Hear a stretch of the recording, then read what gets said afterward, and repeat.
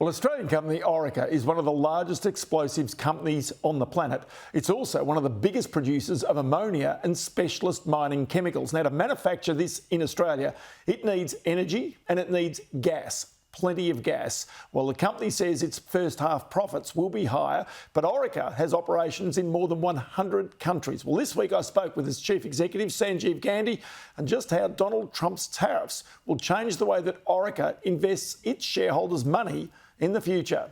It's another disruption in a very, very volatile world that we have faced over the last 4 to 5 years.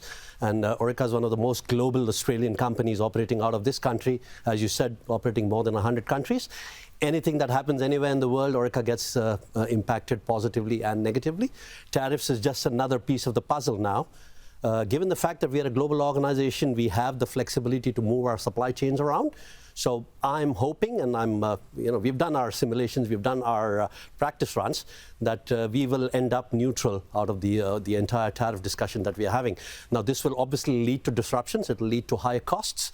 But the fact that we have invested heavily in the United States, we will continue to invest in the market. It's a very, very attractive market for us.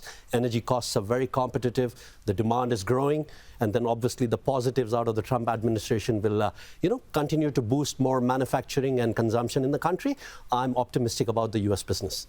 All right, so you and I have spoken about this before, about the choices that you have as a chief executive that Orica has with the shareholders' money as to whether you invest more money in Australia or whether you end up putting more money in a place such as the United States. Cheaper energy, you've now got tariffs which may protect parts of your business there, and on top of that also potentially cheaper labour rates as well. So does it mean really another incentive to put more of the shareholders' capital in Australia, rather in the United States, rather than Australia? Absolutely, absolutely. If I had the option today, the choice today, my first choice would always be the US market.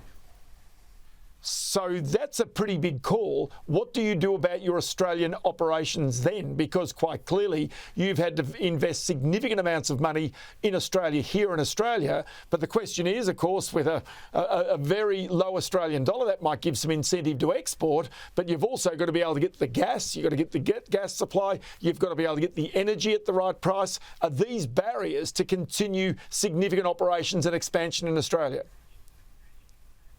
Look, Australia is absolutely strategic and critical to to Orica, and Orica is absolutely strategic and critical to the resource industry in the country, to the farmers, the agrochemicals industry, to the food industry, because we make critical products, domestically within the country, and then we are catering to these very, very important needs and big industries. Now, we've done all the right things. We've decarbonized our operations. By the way, a couple of weeks back, we celebrated eliminating 1 million tons of CO2 that in the past went up into the atmosphere. We do not do that anymore. So we've done all the right things, but we are struggling, as every other manufacturer in this country is. High energy costs, high electricity costs, low productivity, high labor costs. So we need help. And I think it's a bit too late now to bring in more supply. I think what we do need is a reservation policy for gas, for genuine manufacturers like Orica in this country.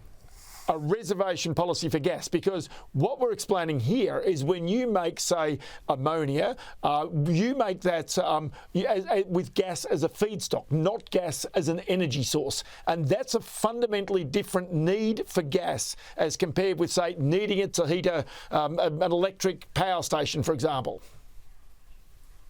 Absolutely. So we do not consume gas to make energy or electricity. We consume gas to make ammonia, ammonium nitrate, and all those very important products that go into the resource industry as well as the food industry. So we are very different to every other gas consumer in the country.